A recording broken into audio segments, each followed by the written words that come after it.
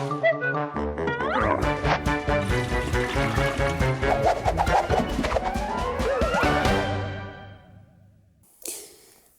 looking object, isn't it? Like an alien or ship's wheel. What is it? Oh, well, it's got batteries in there, so something's going to happen. If I turn it on and just hold the top for a minute, it spins very nicely, but there's nothing more to it. When I release the top, it does 2 degrees motion, which is amazing, because what happens now is some very, very attractive, unexpected curves there. My goodness me, look at that. Just a 2nd degree of motion suddenly brings the whole thing alive and makes it astonishing. Due to persistence of vision, I've seen the most astonishing patterns there, which I would never have expected to get from those things twirling around and then also processing. Wonderful thing, though. Wonderful little gadget. So this is one of the items I picked up at the New York Toy Fair, and I've got another half dozen to show from that wonderful, wonderful fair. It's one of my favourites for new ideas. Here's another plastic one. A dinosaur. Opens its jaws and you've just seen what happens. So what happens, of course, it's a pencil sharpener. That goes in there like that. It's quite nice because as the pencil shavings come out, they come out through the neck, and so they just fall into a little tray or ashtray or something like that you've got when you're turning it. It's a nice little design for a pencil sharpener. It's helped kids to keep sharp pencils because they're going to have a dinosaur chewing away as it's doing it. So it's a nice design. I like that. And 2 little pocket tricks, I call these. This is the first one. It's just a sort of bit of pink plastic, well, rubbery plastic. The thing, it turns inside out unexpectedly to a completely different shape. Quite extraordinary. Look at those little fronds. And that is a perfect little symmetrical shape, but completely different to what I was expecting. And again, it bounces a little bit.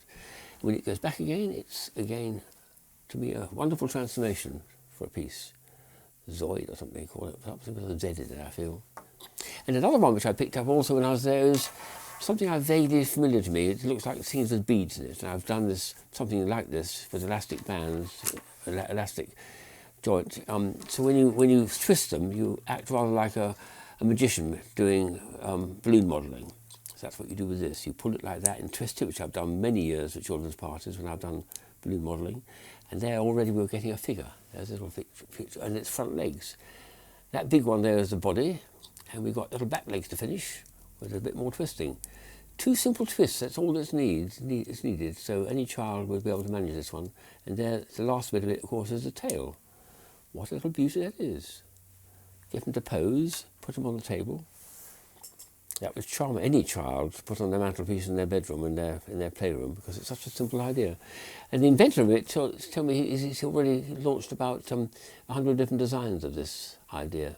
It's such a simple thing to make too, just 2 little bits of twisting and it's done. And any child can manage it because there's no strength needed.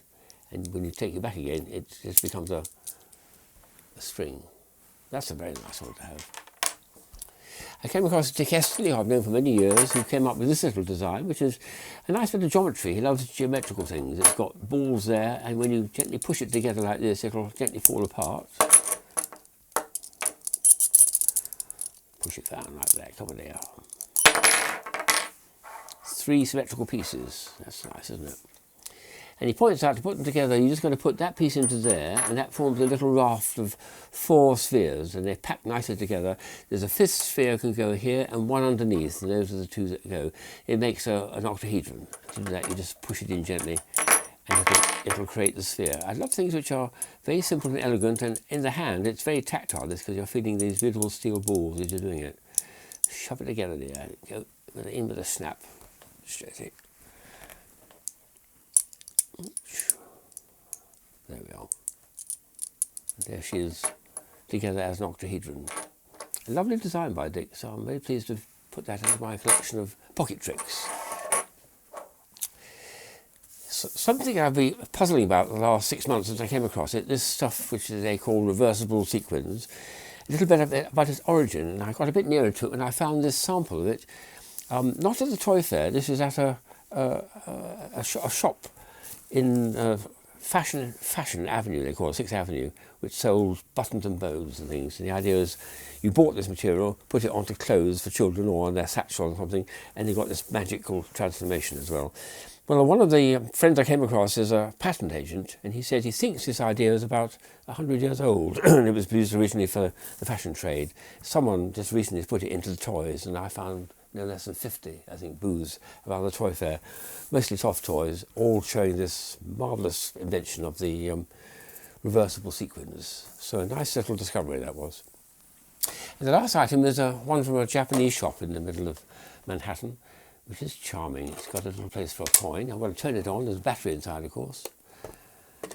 It's got a little creature inside. It's going to hopefully take that coin for me. Here we go.